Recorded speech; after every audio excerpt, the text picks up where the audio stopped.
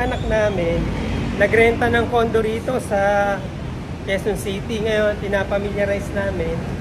Ayan, habang iniikot namin itong area, kakain muna kami sa Century. Sa best chicken. Yung dalawa. Yung dalawang anak namin.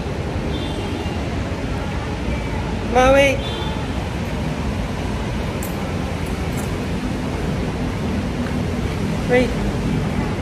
Wait. Saan ba? Saan ba? Dito Kaya dyan? po yung limang... Central Station. Saan tayo? Ha? Dito. Dito.